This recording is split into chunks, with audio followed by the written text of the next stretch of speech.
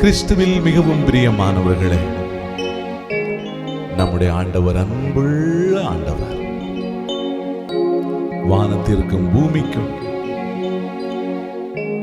எவ்வளவு தூரம் என்று இதுவரை கண்டுபிடிக்கவே இல்லை. அந்த அளவுக்கு ஆண்டவர் நம்மீது மிகப்பெரிய அன்பையும் பாசத்தையும் வச்சிருக்கிறார். அந்த அளப்பெரிய அன்பினாலே இன்று உங்களை நிரப்பி ஆசீர்வதிப்பாராக.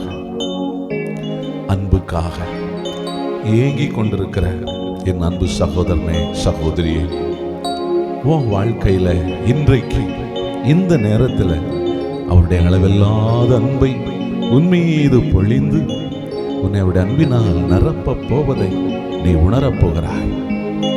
சேர்ந்து பாடு, சேர்ந்து மகிமைப்படுத்துங்க. அவருடைய அன்பினால் இப்பொழுது நீங்கள் நிரப்பப்படுவீர்கள். ஆமென். ஹல்லேலூயா.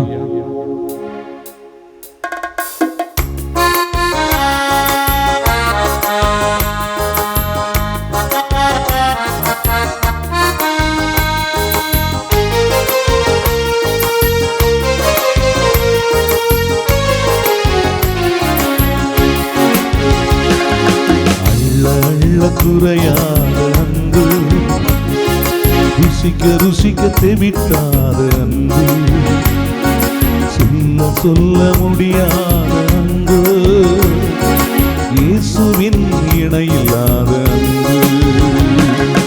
அள்ள அள்ள குறையாத அன்பு, ருசிக்க ருசிக்க தெவிட்டாத அன்பு, சொல்ல சொல்ல முடியாத அன்பு, இயேசுவின் இணையில்லாத அன்பு.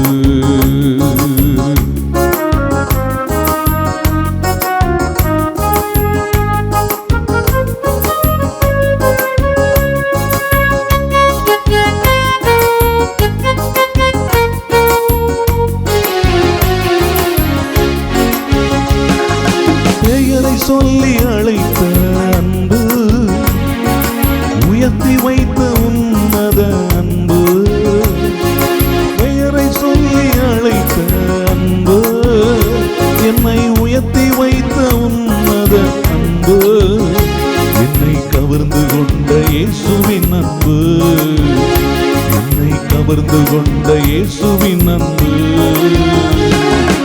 அள்ள அள்ள குறையாத அன்பு, ருசிக்க ருசிக்க தெவிட்டாத அன்பு, சொல்ல சொல்ல முடியாத அன்பு, இயேசுவின் இணையில்லாத அன்பு.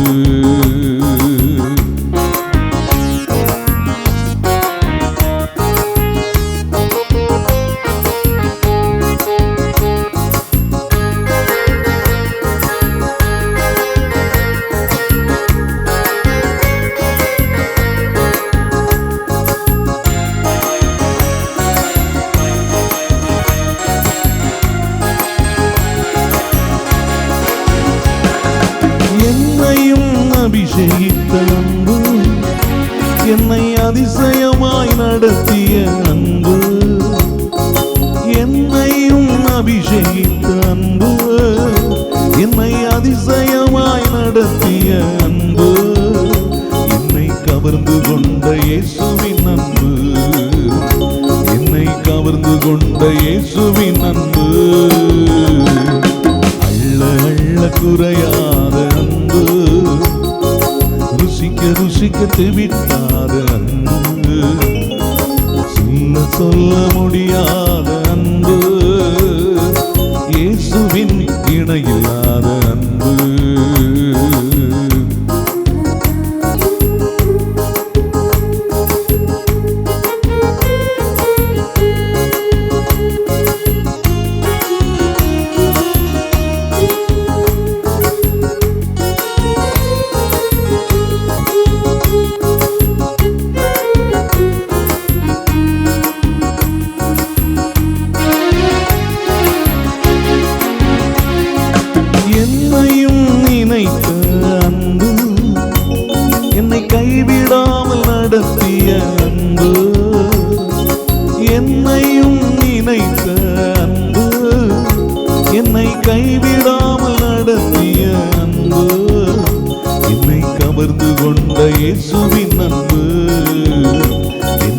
கவர்ந்து கொண்ட இயேசுவின் அன்பு,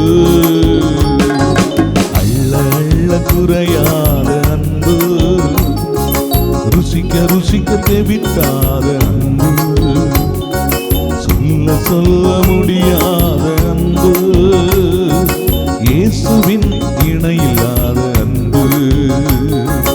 அல்லேலூயா அல்லேலூயா அல்லேலூயா அல்லேலூயா அல்லேலூயா அல்லேலூயா அல்லேலூயா அல்லேலூயா அல்லேலூயா அல்லேலூயா அல்லேலூயா அல்லேலூயா அல்லேலூயா. இறையேசுவில் பிரியமான சகோதர சகோதரிகளே, யோவான் நற்செய்தியின் 5ஆம் அதிகாரத்தில் 17 முதல் 30 வரை உள்ள இறை வார்த்தைகளை இன்று நாம் தியானிக்க அழைக்கப்படுகிறோம். இயேசு கொஞ்சம் கொஞ்சமாக தன்னுடைய வாழ்க்கையை மக்களுக்கு தான் எதற்காக வந்தேன் என்பதை திருத்தூதர்களுக்கு அடுத்து வெளிப்படையாக சொல்ல ஆரம்பிக்கின்றார். நான் எத்தகைய மனநிலையில் வாழுகிறேன் என்பதை காட்டிலும் நான் யாருடைய துணையில் வாழுகிறேன் அல்லது யாரால் அனுப்பப்பட்டு இருக்கிறேன் என்பதை இயேசு மிக தெளிவாக மக்களுக்கு இன்றைய நாளில் கூறுகின்றார். ஆக நான் இன்றைய நாளில் என்னுடைய சொந்த விருப்பத்தை நிறைவேற்ற அல்ல, மாறாக என் தந்தையின் விருப்பத்தை நிறைவேற்றவே வந்திருக்கிறேன். அந்த இறைவனை நீங்கள் நம்ப வேண்டும். என்னை அனுப்பியவரை நம்புகிற பொழுது என்னையும் நீங்கள் ஏற்றுக்கொள்கிறீர்கள் என்று ஆண்டவர் இயேசு பறைசாற்றுகின்றார். யோவான் நற்செய்தி 4ஆம் அதிகாரம் 34வது இறைவார்த்தையில் பார்க்கிறோம், என்னுடைய தந்தை என்னிடத்தில் கொடுக்கப்பட்ட பணியை நிறைவேற்றுவதும் அவர் கொடுத்த வேலையை செய்து முடிப்பதும் தான் என் உணவு என்று ஆண்டவர் இயேசு கிறிஸ்து தன்னை முழுமையாக தன் தந்தையோடு ஒன்றிணைந்து செய்த ஒரு உன்னத மகனாகவே விவிலியம் நமக்கு சொல்லுகிறது. என்றும் கூட பாருங்களேன், தாம் விரும்பியவர்களை வாழ வைக்கின்றார். யார் விரும்பியவரை?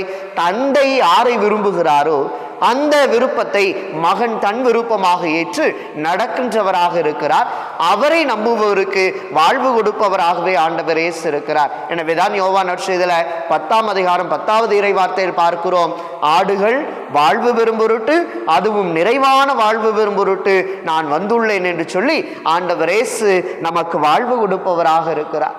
அது மட்டுமல்ல, கல்வாரியில் தன்னுடைய இன்னுயிரை அவர் அளிக்கின்ற பொழுது தன் உயிரை கொடுத்து மற்றவருடைய உயிரை காப்பாற்றியவராகவே ஆண்டவர் இயேசுவை நம்மால் பார்க்க முடிகிறது. அப்படி என்றால் இன்றைய நற்செய்தியிலே நாம் சற்று கூர்மையாக கவனிக்க வேண்டிய ஒன்று இருக்கிறது. ஆண்டவர் எல்லாரையும் நேசிக்கிறார், ஆண்டவர் எல்லாரையும் அன்பு செய்கிறார். ஆனால் நாம் ஆண்டவரை அன்பு செய்கிறோமா என்ற ஒற்றை கேள்வியில் அமைகிறது நம்முடைய கத்தோலிக்க கிறிஸ்தவ வாழ்வு.